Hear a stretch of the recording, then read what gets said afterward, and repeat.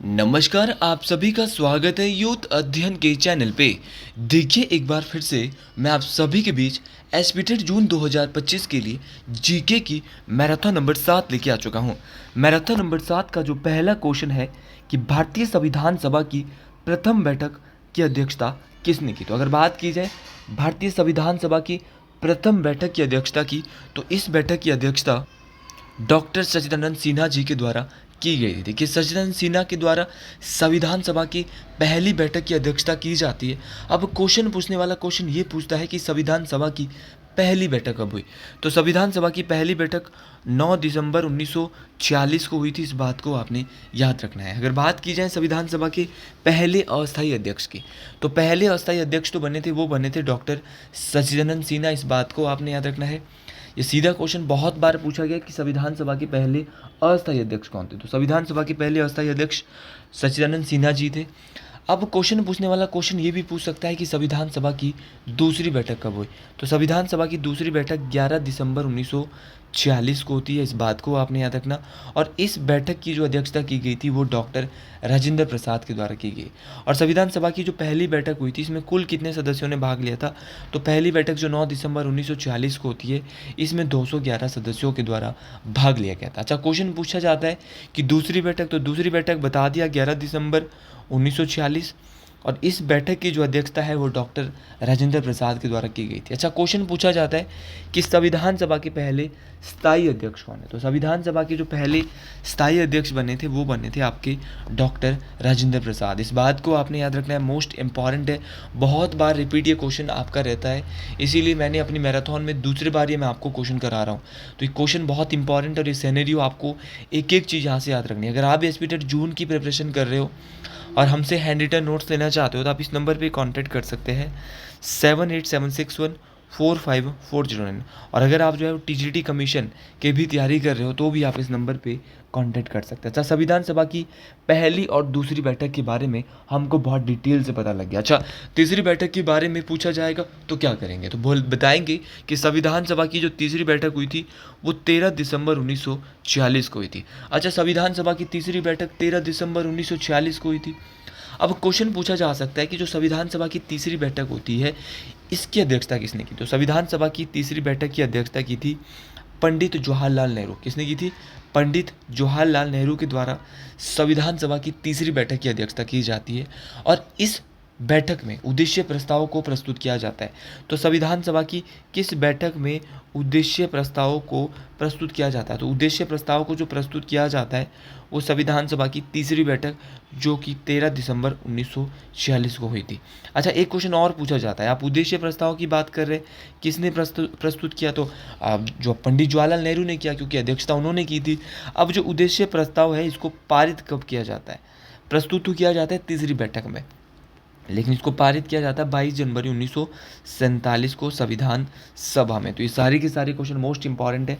और भारत के संविधान को बनने में 2 वर्ष 11 माह और 18 दिन का समय लगा था। और भारत के जो संवैधानिक सलाहकार है वो कौन है? बी.एन. राव। याद रखना है, बी.एन. राव। तो बी.एन. राव भारत के संवैधानिक सलाहकार है। इस बात को आपने याद रखना है, मोस्ट इंपॉर्टेंट है। अगले क्वेश्चन की ओर बढ़ते हैं। बहुत ही बेहतरीन क्वेश्चन और इम्पॉर्टेंट क्वेश्चन की इंदिरा पॉइंट कहाँ पर स्थित है। तो अगर बात की जाए, भारत के 4 दूरस्थम बिंदु है। एक पूर्वतम है, एक पश्चिमतम है, एक आपका दक्षिणतम है और एक उत्तरतम है। तो भारत का जो इंदिरा पॉइंट है वो कहाँ पर है, पहले तो आपको पता होना चाहिए। तो इंदिरा पॉइंट है आपके अंडमान और निकोबार में। और ये भारत का कैसा पॉइंट है, क्वेश्चन अगले बार आ सकता है तो बोलेंगे भारत का सबसे दक्षिणतम बिंदु है आपका इंदिरा पॉइंट। और ये क्वेश्चन परीक्षा में आपको देखने को मिल सकता है। अच्छा, इंदिरा पॉइंट आपका दक्षिणतम बिंदु है, लेकिन इंदिरा कॉल क्या है। तो अगर इंदिरा कॉल की बात करें तो ये आपका उत्तरतम बिंदु है, जम्मू कश्मीर में है इंदिरा कॉल। अब कल के लिए क्वेश्चन पूछा जाएगा कि आप ये बताइए कि भारत का पश्चिमतम बिंदु कौन सा है। तो पश्चिमतम बिंदु है ग्वार मोती, या इसको सर क्रीक के नाम से भी जाना जाता है। तो सर क्रीक भारत का पश्चिमतम बिंदु है। क्वेश्चन पूछने वाला क्वेश्चन पूछेगा भारत का पूर्वतम बिंदु। तो अरुणाचल प्रदेश में कीबीथू, तो कीबीथू या इसको बलांगू, तो कीबीथू व बलांगू भारत का पूर्वतम बिंदु है। तो भारत के 4 बिंदु आपको याद रखने। उत्तरतम बिंदु इंदिरा कॉल है, भारत का पूर्वतम बिंदु कीबीथू या बलांगू है, और भारत का जो आपका दक्षिणतम बिंदु है वो कौन सा है, वो इंदिरा पॉइंट है। और सर क्रीक जो है वो क्या है भारत का, सर क्रीक जो है, सर क्रीक या गुहार मोती भारत का पश्चिमतम बिंदु है। अगर बात की जाए भारत की विस्तार की, तो भारत का उत्तर से दक्षिण जो विस्तार है वो 3214 किलोमीटर है। इस बात को आपने यहाँ 3014 किलोमीटर, 3214। और अगर बात की जाए पूरब से पश्चिम, तो पूरब से पश्चिम भारत का विस्तार है 2933 किलोमीटर।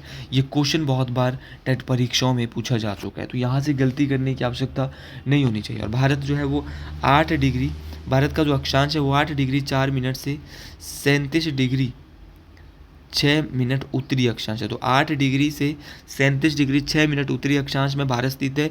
और देशांतर जो भारत का है वो है आपका 68 डिग्री, क्या बोलेंगे, 68 डिग्री 7 से 97 डिग्री 25 देशांतर। तो 68 से 97, तो 68 से 97 जो है, 68 से 97 25 जो है वो क्या है, देशांतर है। और 8 से 37 क्या है, भारत का अक्षांश है। और भारत उत्तरी अक्षांश, और भारत की जो स्थिति है वो उत्तरी गोलार्ध और पूर्वी देशांतर, मोस्ट इंपॉर्टेंट है, नॉर्दर्न हेमिस्फीयर और आपका जो है वो ईस्टर्न लॉन्गिट्यूड। गलती करने की आवश्यकता बिल्कुल नहीं होनी चाहिए। और आपको मैं बताना चाहूँगा कि हमारी लाइव क्लासेस डेली 4 बजे यहाँ पे लग रही है। कल यहाँ पे 3 घंटे की लाइव क्लास हमारी मैराथन लगी थी, जहाँ पर बहुत सारे बच्चों ने जो है वो हिस्सा लिया था उस लाइव क्लास में। 2K प्लस लोग यहाँ पर जो है इस लाइव क्लास को देख चुके हैं। तो मैं यही चाहूँगा कि आप ज़्यादा से ज़्यादा लोग, जिसने अभी तक नहीं देखा, इन चारों क्लासेस को देख ले। और ठीक 4 बजे आज दोबारा हम आपसे रूबरू होंगे लाइव क्लास में, तो आप ज़्यादा से ज़्यादा लोग इस लाइव क्लास में जुड़ेंगे। अगला क्वेश्चन यहाँ पे बोल रहा है कि किस गवर्नर जनरल के कार्यकाल के दौरान भारतीय राष्ट्रीय कांग्रेस बनी थी। तो बात की जाए भारतीय राष्ट्रीय कांग्रेस की, तो भारतीय राष्ट्रीय कांग्रेस की स्थापना कब हुई, पहले तो आपको ये होना चाहिए। तो भारतीय राष्ट्रीय कांग्रेस की जो स्थापना है वो 28 दिसंबर 1885 को होती है। तो 28 दिसंबर 1885 को कांग्रेस बनती है।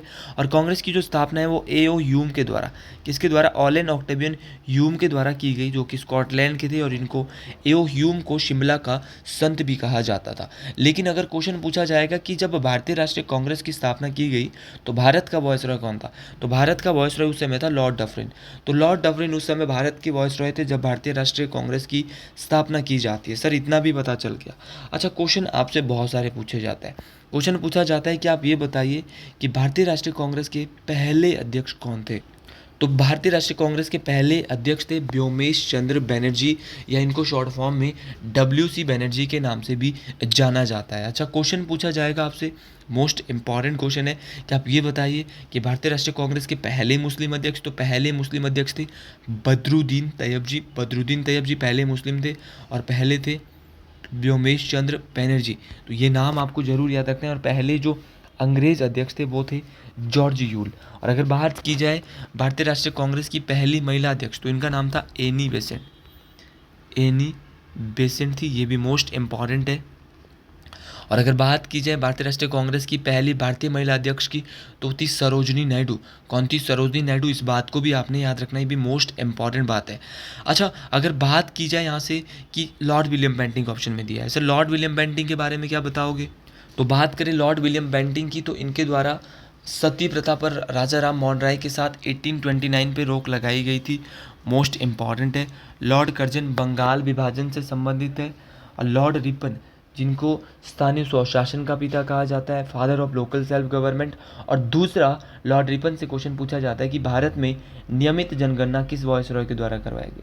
तो ये भी किसके द्वारा करवाई गई थी, लॉर्ड रिपन के द्वारा करवाई गई थी। अगला क्वेश्चन है कि किस वर्ष वंदे मातरम पहली बार गाया गया। तो वंदे मातरम की बात करें तो वंदे मातरम जो पहली बार गाया जाता है वो 1896 में कांग्रेस का 12वां अधिवेशन जो हुआ था वहाँ पर गाया जाता है। और कांग्रेस का जो 12वां अधिवेशन हुआ था वो कहाँ पर हुआ था, कलकत्ता। तो कल के लिए क्वेश्चन ये भी पूछा जा सकता है कि वंदे मातरम कहाँ गाया गया। 1896 में कांग्रेस की 12वें अधिवेशन में कलकत्ता में गाया गया। और 12वें अधिवेशन की जो अध्यक्षता की थी वो की थी रहीमुतुल्लाह साहनी। अच्छा, वंदे मातरम के रचयिता कौन है। तो वंदे मातरम की जो रचयिता है वो है आपके बंकिम चंद्र चटर्जी। बंकिम चंद्र चटर्जी की एक बुक है जिसका नाम है आनंद मठ। और इसी आनंद मठ बुक से जो है वो वंदे मातरम लिया गया है और मोस्ट इम्पॉर्टेंट है। और इनकी अच्छा, क्वेश्चन पूछने वाला क्वेश्चन ये पूछता है कि कांग्रेस के किस अधिवेशन में सबसे पहले स्वराज शब्द का प्रयोग किया गया था। तो स्वराज शब्द का जो प्रयोग किया गया था वो सबसे पहले दादा भाई नौरोजी ने कांग्रेस के 1906 के अधिवेशन में 1906 में कहाँ हुआ था? कलकत्ता में जो अधिवेशन हुआ था उसमें किया था। अच्छा, कांग्रेस का विभाजन कब हुआ? तो कांग्रेस का, भारतीय राष्ट्रीय कांग्रेस का विभाजन सूरत अधिवेशन में हुआ था। मोस्ट इंपॉर्टेंट है, कांग्रेस का सूरत अधिवेशन 1907 में हुआ था और इसकी अध्यक्षता डॉक्टर रास बिहारी घोष जी के द्वारा की गई थी। अच्छा, क्वेश्चन पूछा जाता है कि राष्ट्रीय गान सबसे पहले कब गाया जाता है? तो राष्ट्रीय गान सबसे पहले कांग्रेस के 1911 की कोलकाता अधिवेशन में, 1896 में भी कोलकाता में होता है और 1911 में भी कोलकाता में होता है। तो ये सारी चीज़ें मोस्ट इंपॉर्टेंट है। क्वेश्चन ये भी पूछा जा सकता है कांग्रेस का लखनऊ अधिवेशन कब हुआ? तो लखनऊ अधिवेशन 1916 में हुआ, जहाँ पर मुस्लिम लीग से कांग्रेस का समझौता हो जाता है। क्वेश्चन ये भी पूछा जा सकता है कि कांग्रेस का बेलगाम अधिवेशन कब हुआ? बेलगाम अधिवेशन की अध्यक्षता किसने की? तो बेलगाम अधिवेशन 1924 में हुआ और बेलगाम अधिवेशन की जो अध्यक्षता की थी वो की थी महात्मा गांधी जी के द्वारा। क्वेश्चन पूछा जाता है पूर्ण स्वराज्य की मांग कांग्रेस के किस अधिवेशन में? तो पूर्ण स्वराज्य की मांग कांग्रेस के लाहौर अधिवेशन में की जाती है। ये मोस्ट इम्पॉर्टेंट बात है, ये परीक्षाओं में काम आने वाली बात है। और इस अधिवेशन की जो कांग्रेस का लाहौर अधिवेशन था, इस अधिवेशन की जो अध्यक्षता की थी वो किसने की थी? तो कांग्रेस के लाहौर अधिवेशन की जो अध्यक्षता की थी वो की थी पंडित जवाहरलाल नेहरू। इसके बाद कांग्रेस का अधिवेशन एक 1931 में होता है। 1931 में जो कांग्रेस का अधिवेशन हुआ था वो हुआ था कराची।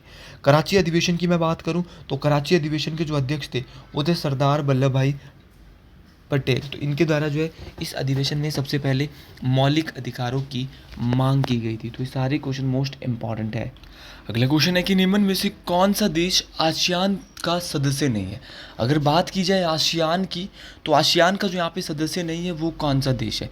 तो अगर आसियान की बात की जाए, यहाँ पर देखो मलेशिया आसियान का सदस्य है, इंडोनेशिया भी और सिंगापुर भी है, लेकिन चाइना जो है वो आसियान देशों का सदस्य नहीं है। सबसे पहले तो आपको इस आसियान की फुल फॉर्म पता होनी चाहिए। आसियान का जो पूरा नाम है वो है association of south east Asian nation.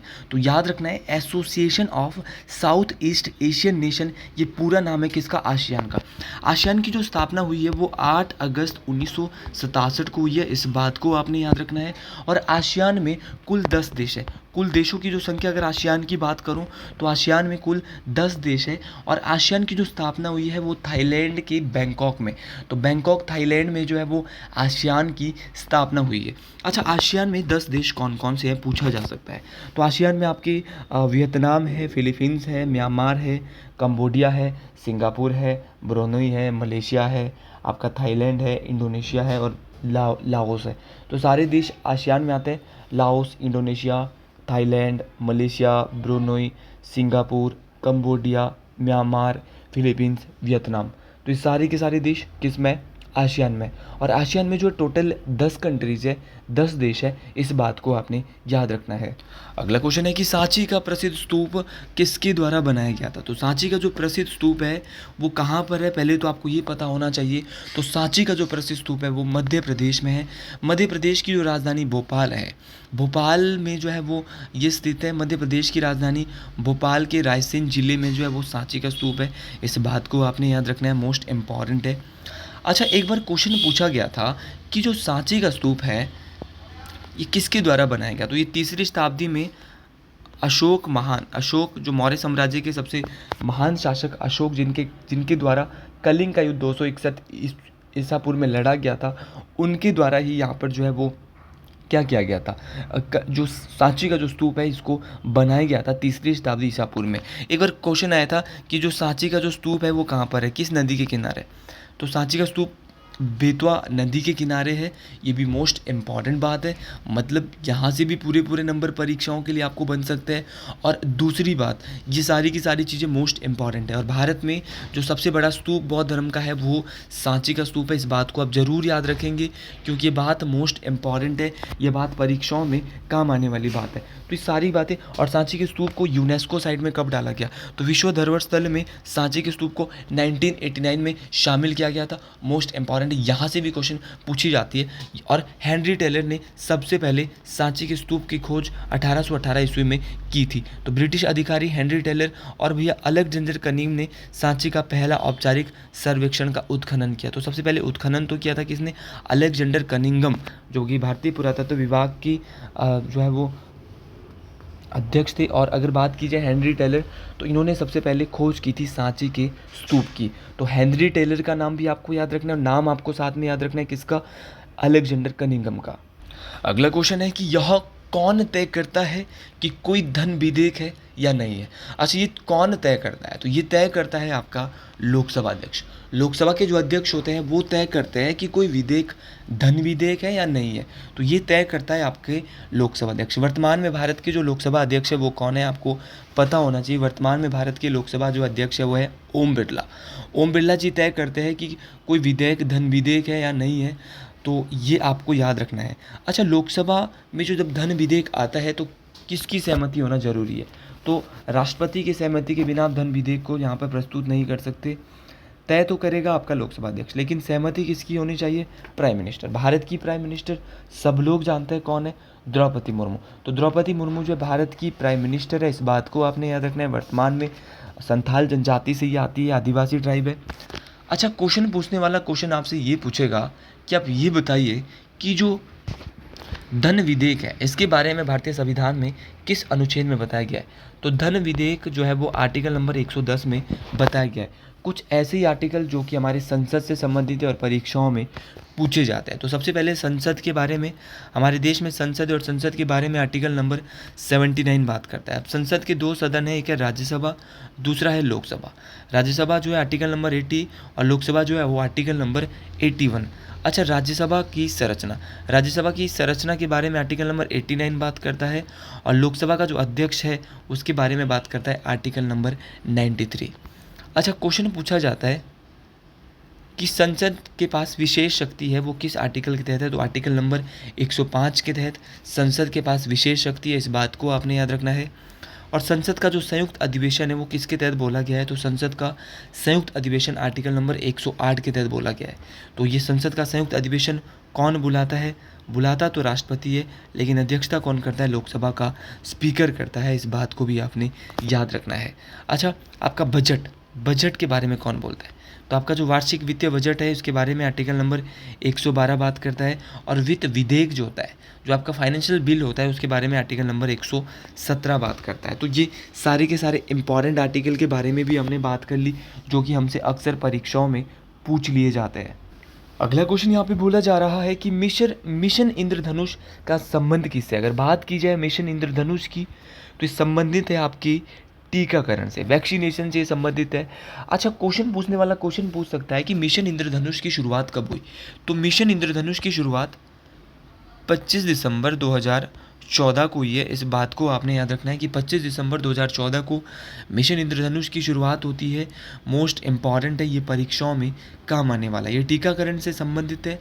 और दूसरी बात आपको यहाँ से याद रखनी है कि एक योजना है भारत में जो ऑप्शन में दी है, बेटी बचाओ बेटी पढ़ाओ।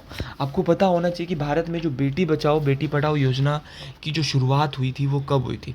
तो बेटी बचाओ बेटी पढ़ाओ योजना की शुरुआत भारत में 22 जनवरी 2015 को भारत के हरियाणा राज्य से होती है। अच्छा, क्वेश्चन पूछने वाला क्वेश्चन आपसे बहुत सारी योजना पूछ लेगा। क्वेश्चन पूछेगा कि उज्ज्वला योजना कब चली? तो भारत में जो उज्ज्वला योजना, जिसके तहत जो बीपीएल परिवारों के लोग हैं उनको एलपीजी सिलेंडर जो दिए जा रहे थे, तो ये चली थी 1 मई 2016। तो 1 मई 2016 से जो है वो प्रधानमंत्री उज्ज्वला योजना भारत में चलती है, मोस्ट इम्पॉर्टेंट है। भारत में एक जनधन योजना चलती है, तो जनधन योजना की शुरुआत 28 अगस्त 2014 से हुई, जहां पर अधिकतम लोगों के को जो है बैंकों से जोड़ना लक्ष्य रखा गया था जनधन योजना के तहत।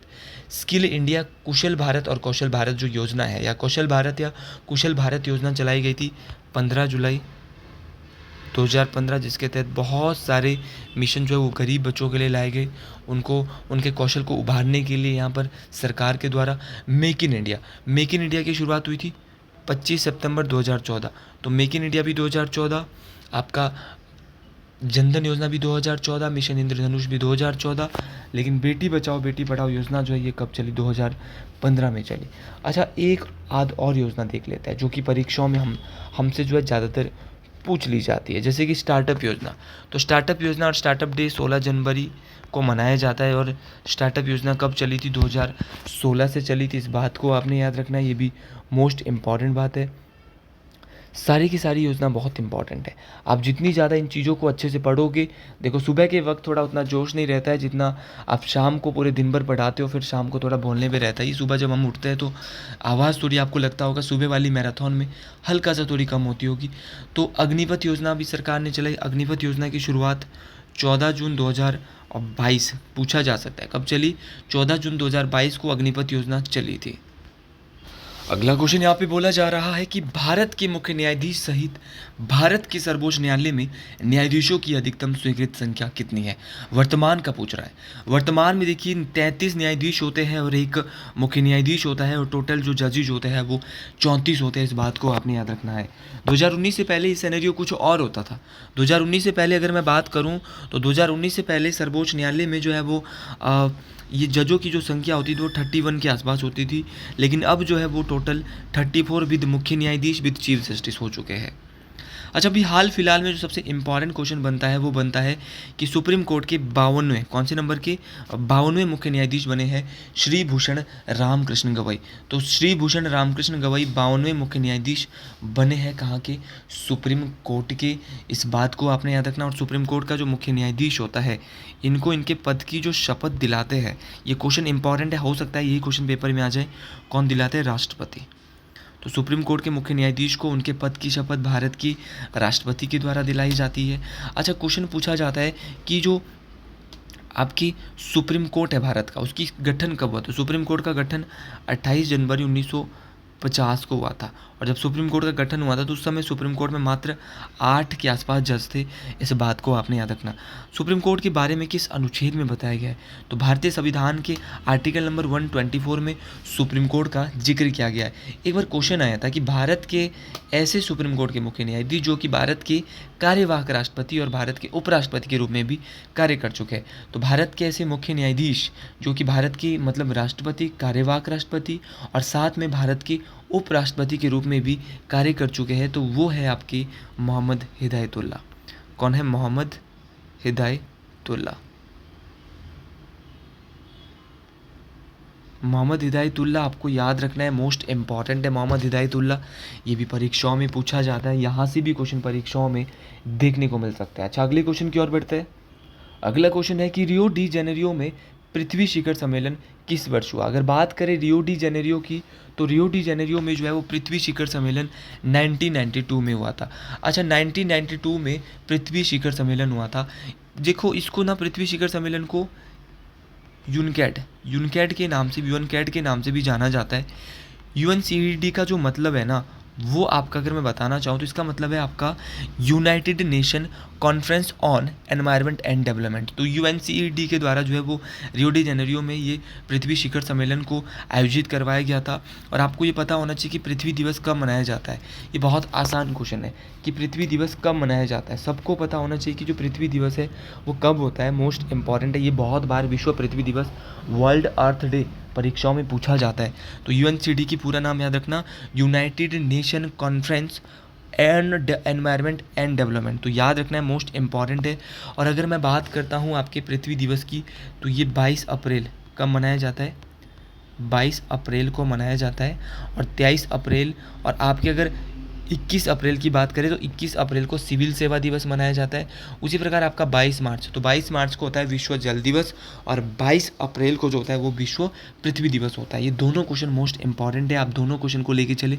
देखिए मैराथन में मेरा अब एक लक्ष्य रहा है कि ज़्यादा से ज़्यादा क्वेश्चन को कवर किया जाए, डिटेल में भी किया जाए, लेकिन कुछ क्वेश्चन तभी ज़्यादा कवर होंगे जब क्वेश्चन को थोड़ा सा अब कम डिटेल में, क्योंकि हमारी मैराथन भी चल रही है, मैराथन में भी क्वेश्चन को कवर करवाया जा रहा है, साथ में यहाँ पर भी कवर करवाया जा रहा है। जो क्वेश्चन मैराथन में कवर हो रहे हैं वो यहाँ नहीं हो रहे, जो यहाँ हो रहे वो मैराथन में कवर नहीं हो रहे। तो दोनों ओर से काम किया जा रहा है आपके लिए। तो आप लोग इन वीडियोज़ को, अगर आपको ये अच्छी लग रही है ना मेरी वीडियोज़, तो ज़्यादा से ज़्यादा लोगों तक शेयर कर दीजिएगा। भाई 5 बजे उठ के सुबह वीडियो बनानी होती है आपके लिए, सुबह और शाम को 3 घंटे की मैराथन, दिन भर क्लासेस देने के बाद आपके लिए कंटेंट इकट्ठा करना पड़ता है, तब जाके वीडियो बनती है। कोई आसान बात नहीं होता है डिटेल में वीडियो बनाना। वीडियो तो बहुत सारे लोग बनाते हैं, लेकिन इतना डिटेल और डेप्थ नॉलेज में वीडियो बनाना थोड़ा मुश्किल रहता है। अगले क्वेश्चन, जी हाँ, जलियांवाला बाग हत्याकांड के बारे में आ रहा है कि जलियांवाला बाग हत्याकांड जो है वो के समय भारत का वायसरॉय कौन था। तो जलियांवाला बाग हत्याकांड के समय भारत का जो वायसरॉय था वो लॉर्ड चैम्सफोर्ड था। वही लॉर्ड चैम्सफोर्ड, इसका कार्यकाल बहुत बार परीक्षाओं में पूछा गया है। 1926 से 1921, 1916 से 1921 तक इसका शासनकाल था। अगर बात करें जलियांवाला बाग हत्याकांड की, कभी क्वेश्चन इतना ही आता है कि कब हुआ, तो आसान क्वेश्चन अगर पूछा जाएगा तो बोलेंगे 13 अप्रैल 1919 को जलियांवाला बाग हत्याकांड हुआ था। तो जलियांवाला बाग हत्याकांड 13 अप्रैल 1919 को हुआ था। सर, गलती करने की कोई गुंजाइश नहीं होनी चाहिए। तो जलियांवाला बाग हत्याकांड आपको बिल्कुल पता होना चाहिए कि 13 अप्रैल 1919 को ये हुआ था। अच्छा, अगर जलियांवाला बाग हत्याकांड की बात करें, यहाँ पर गोली चलाने का आदेश किसने दिया था? तो जनरल डायर ने जो है वो गोली चलाने का आदेश यहाँ पर दिया था। और यहाँ पर हजारों, ये जलियांवाला बाग जो था अमृतसर में, यहाँ पर हजारों लोग जो है यहाँ पर मारे जाते हैं। और जलियांवाला बाग हत्याकांड की जांच के लिए कौन सा कमीशन बिठाया जाता है? तो वो बिठाया जाता है हंटर आयोग। कौन सा आयोग? हंटर आयोग। अब जलियांवाला बाग हत्याकांड क्यों हो रहा था, इसके पीछे भी कोई ना कोई रीजन था।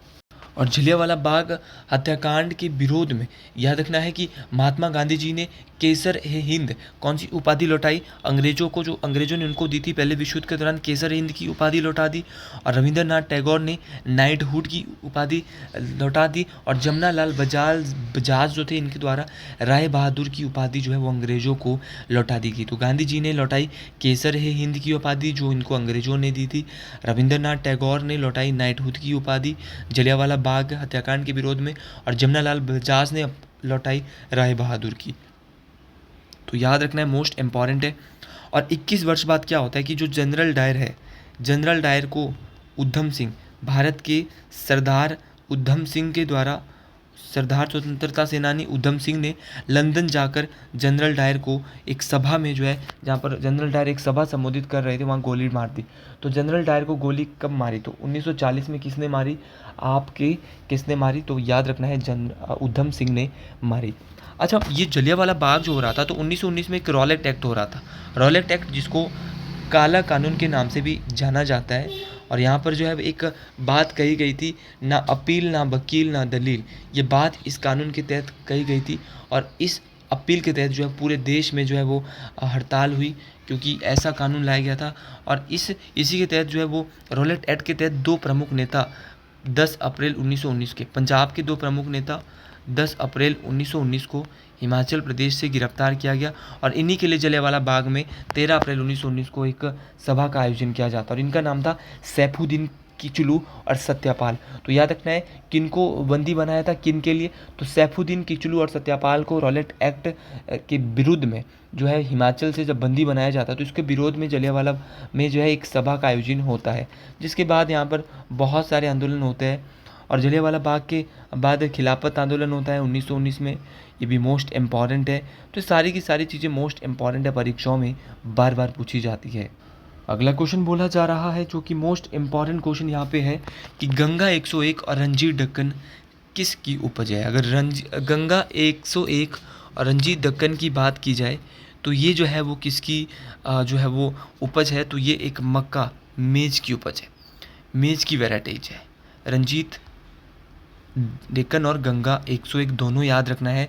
और अगर बात करें आपका हिम 123 और आपका विजय अंबर BL42 और BL72, ये किसकी उपज है? ये भी मक्का की ही उपज है।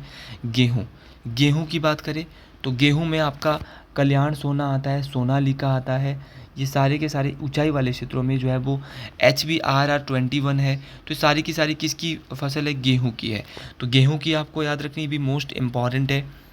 अच्छा, इसके अलावा आलू में तो देखो हिमाचल की बहुत सारी, जैसे कि आपकी कुफरी जीवन है, अप टू डेट है, कुफरी चंद्रमुखी है, कुफरी अलंकार है, कुफरी ज्वार है, कुफरी पुखराज है, कुफरी सतलुज है।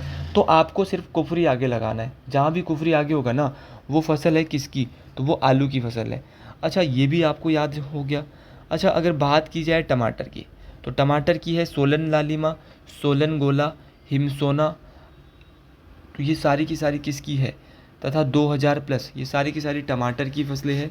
और हिमाचल में तो टमाटर देखो सोलन में सबसे ज़्यादा होता है, इसलिए सोलन लालिमा, सोलन गोला, हिमसोना, ये फसलें यहाँ पे नाम आ रहे हैं। अदरक हिमाचल प्रदेश के सबसे ज़्यादा किस ज़िले में होता है? तो अदरक भैया सिरमौर में सबसे ज़्यादा पाया जाता है। और याद रखना पूरे भारत में भी सिरमौर दूसरे नंबर पे, पूरा हिमाचल अगर आता है तो सिरमौर की वजह से आता है। अगला क्वेश्चन याद रखना कि कर्क रेखा भारत के कितने राज्यों से गुजरती है। तो अगर बात की जाए कर्क रेखा की, तो कर्क रेखा भारत के 8 राज्यों से गुजरती है, जिसके लिए एक ट्रिक मैंने आपको दिया है। इस ट्रिक का नाम है मित्र पर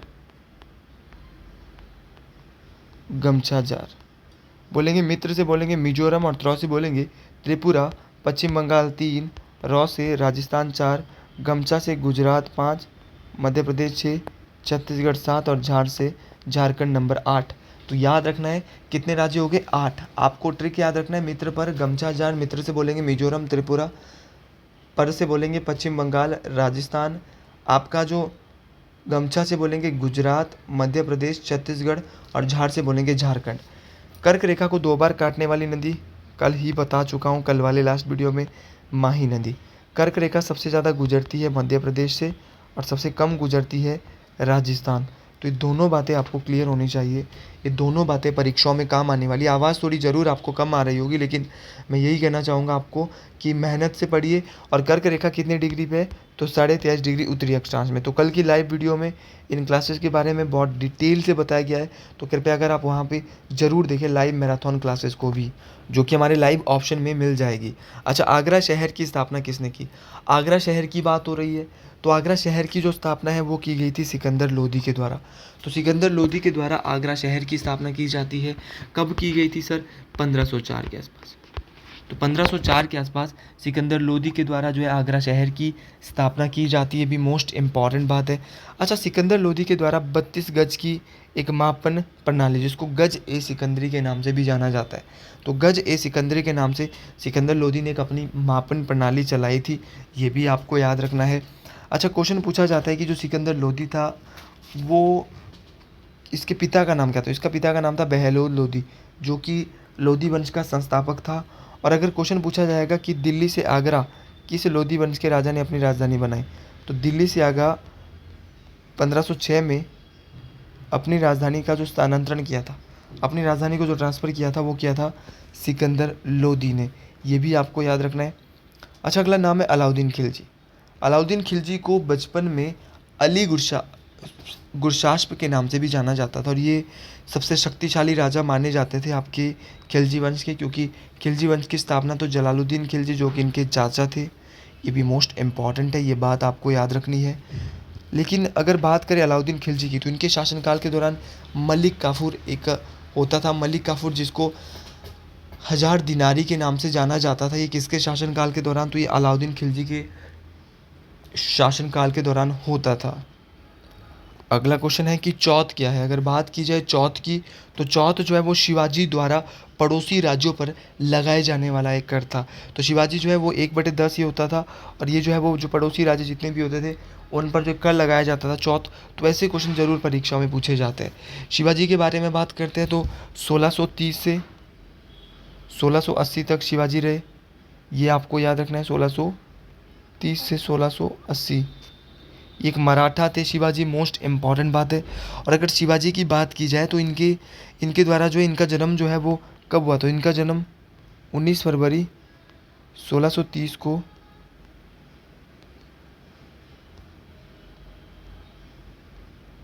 शिवनेरी किले, कहाँ पर हुआ था? शिवनेरी किले में इनका जन्म होता है। इनके पिता का नाम था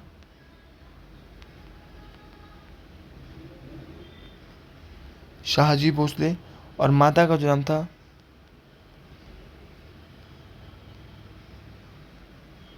जीजाबाई। तो दोनों नाम आपको याद रखने हैं कि इनके पिता का नाम शाहजी भोसले था और इनके माता का नाम जो है वो जीजाबाई था। मोस्ट इम्पॉर्टेंट है। इन्होंने जो युद्ध करने की कई नीतियाँ अपनाई, इनके द्वारा मराठा साम्राज्य की स्थापना की गई थी।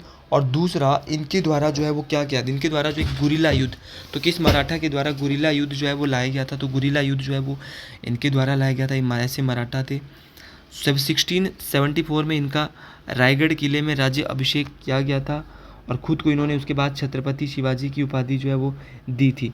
इनका जो असली नाम था वो था शिवाजी राज भोंसले। क्या नाम था? शिवाजी राज भोंसले। अगला क्वेश्चन यहाँ पे बोला जा रहा है कि शिमला ब्रिटिश भारत की ग्रीष्मकालीन राजधानी कब घोषित की गई थी? अगर बात करें शिमला को ब्रिटिश भारत की ग्रीष्मकालीन राजधानी 1864 में जो है इसको बनाया गया था।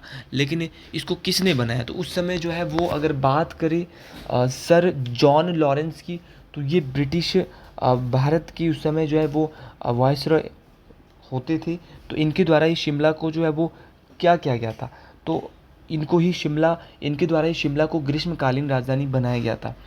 अच्छा, क्वेश्चन पूछा जाता है कि शिमला का गेयटी थिएटर आम लोगों के लिए कब खोला गया, तो आम लोगों के लिए 1887 में गेयटी थिएटर को खोला जाता है। और गेयटी थिएटर में दिखाए जाने वाला पहला नाटक है टाइम विल टेल। अगला क्वेश्चन है कि किन दो मुगल सम्राटों ने अपना संस्मरण खुद लिखा। परसों की जो पार्ट 5 की जो मैराथन है ना शाम की, उसमें बता रखा है कि जितने भी मुगल हैं उनके द्वारा अपने अपने अपने जो आत्मकथाएं, सबसे पहले तो मैंने सबकी आत्मकथाएं बताई है वहाँ पे। और आज मैं खाली बताऊंगा किस किस ने अपने लिखी, तो बाबर और जहांगीर। बाबर ने लिखा बाबरनामा और जहांगीर ने लिखा जहांगीरनामा। हुमायूं नामा आपको पता है किसने लिखा, गुलबदन बेगम ने। अकबरनामा आपको पता है, आपको ये सारे के सारे आपको पता होने चाहिए किसने कौन सा लिखा, किस भाषा में लिखा। पिछली मैराथन में जाइए, वहाँ पर डिटेल से देखिए, आपको हर एक चीज़ वहाँ का इनका शासनकाल, मुगल साम्राज्य के बारे में बहुत डिटेल से पढ़ चुका है। तो अगर पिछले मैराथन में पढ़ा तो इस मैराथन में फिर टाइम हमारे पास कम है, तो गंवाने का कोई चांस नहीं बनता है। अगला क्वेश्चन है कि कौन सा उद्योग सनराइज उद्योग के नाम से जाना जाता है, तो भारत का ऐसा कौन सा उद्योग है जो सनराइज उद्योग के नाम से जाना जाता है। तो सनराइज उद्योग के नाम से जो भारत का जाना जाता है वो जाना जाता है आपका सूचना प्रौद्योगिकी। तो सूचना प्रौद्योगिकी जो आपका भारत का उद्योग है, इसको सनराइज उद्योग के नाम से भी जाना जाता है। इस बात को आपने याद रखना, ये मोस्ट इंपॉर्टेंट है और कभी ऐसी उपनाम वाले क्वेश्चन परीक्षाओं में पूछा जाता है। एक बार पूछा गया था कि जो आपकी अरब सागर की रानी है वो किसको कहते हैं, तो अरब सागर की जो रानी है वो कोची को कहा जाता है, अरब सागर की रानी। अच्छा, क्वेश्चन पूछा गया था 7 टापुओं का नगर, 7 टापुओं का नगर और भारत का हॉलीवुड। तो 7 टापुओं का नगर और भारत का जो हॉलीवुड है वो मुंबई को कहा जाता है, मोस्ट इम्पॉर्टेंट है। एक बार क्वेश्चन पेपर में आया था कि आप ये बताइए कि जो भारत का पिट्सबर्ग स्टील ऑफ इंडिया, तो भारत का जो स्टील ऑफ इंडिया जो है वो इस्पात नगरी है, वो कौन सी है, वो है जमशेदपुर, झारखंड। क्वेश्चन पूछा गया था एक बार, मोस्ट इंपॉर्टेंट है, दक्कन की रानी, दक्कन की जो रानी है वो पुणे को कहा जाता है। अगर बात की जाए भारत की ऑरेंज सिटी, तो ऑरेंज सिटी के नाम से नागपुर कहाँ पड़ता है भैया, महाराष्ट्र। तो नागपुर महाराष्ट्र को ऑरेंज सिटी के नाम से जाना जाता है। और अगर बात करें एक और भारत की पिंक सिटी के नाम से किसे जाना जाता है, तो भारत में पिंक सिटी के नाम से जो जाना जाता है वो जयपुर को जाना जाता है। और जयपुर को यूनेस्को में जो डाला गया है वो 2019 में डाला गया है। ये सारी बातें मोस्ट इंपॉर्टेंट है, आप इन बातों को बेहतर से बेहतरीन तरीके से सीखिएगा। अगला क्वेश्चन यहाँ पे बोला जा रहा है कि गुरुमुखी लिपि की शुरुआत किसने की। अगर बात की जाए गुरुमुखी लिपि की, तो इस लिपि की जो शुरुआत है वो गुरु अंगद देव के द्वारा की गई थी। अब आपसे क्वेश्चन ये भी पूछ सकता है कि गुरु अंगद देव सिखों के कौन से गुरु थे। अगर बात की जाए गुरु अंगद देव की, तो इस सिख धर्म के दूसरे गुरु थे, इस बात को आपने याद रखना है। अच्छा, गुरु अंगद देव का जो आरंभिक नाम था वो था भाई लहना।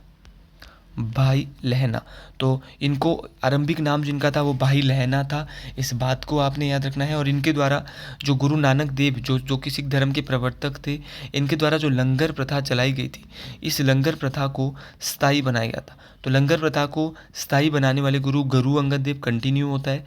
और चलाई किसने थी, गुरु नानक देव जी ने चलाई थी। तो सारे क्वेश्चन बहुत इंपॉर्टेंट है।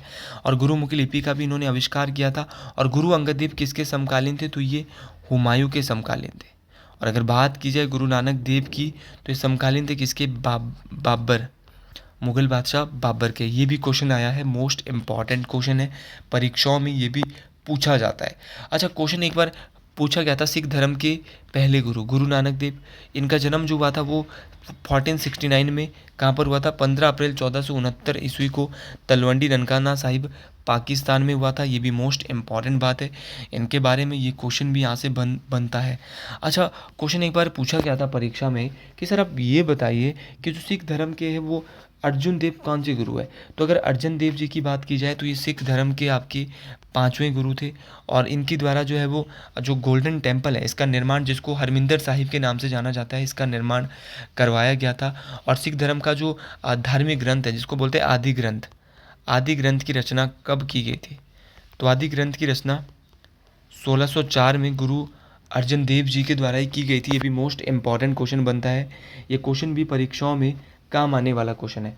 तो ये सारे क्वेश्चन काम आने वाले, आप इन क्वेश्चन को ज़्यादा से ज़्यादा देखिएगा, जितना ज़्यादा इन क्वेश्चन को आप देखेंगे उतना ज़्यादा मज़ा आने वाला है। अच्छा, गुरु गोविंद सिंह जी सिखों के 10वें गुरु थे।